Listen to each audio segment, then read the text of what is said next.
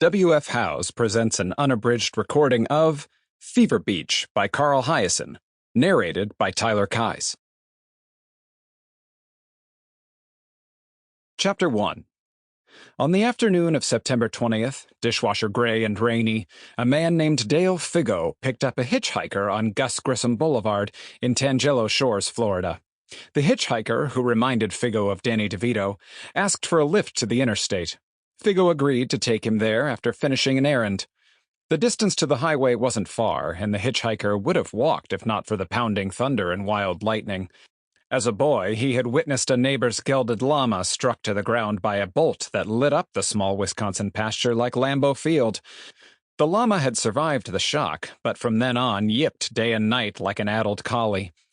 The hitchhiker shared this anecdote with Dale Figgo, who agreed that lightning was a thing to be avoided.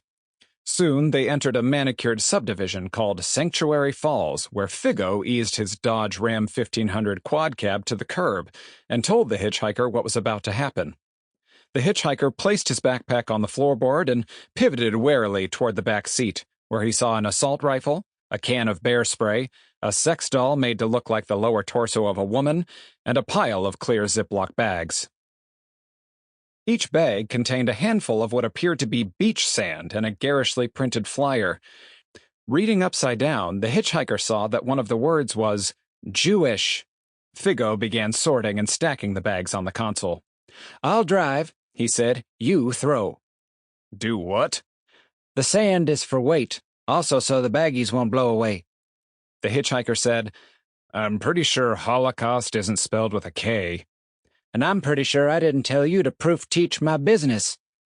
Slowly, Figgo began driving up and down the tidy streets, the hitchhiker reluctantly lobbing the slur-filled Ziplocs onto driveways of multi-million-dollar properties lush with bougainvilleas, black olive trees, and hybrid palms. When the hitchhiker noticed a shamrock painted on one of the mailboxes, he asked Figgo if they were in the right neighborhood. "Never question the mission," Figgo said. "What mission exactly?" "Community outreach, dumbass, to enlight the motherfucking citizenry." "Enlight?" the hitchhiker said. "For real?"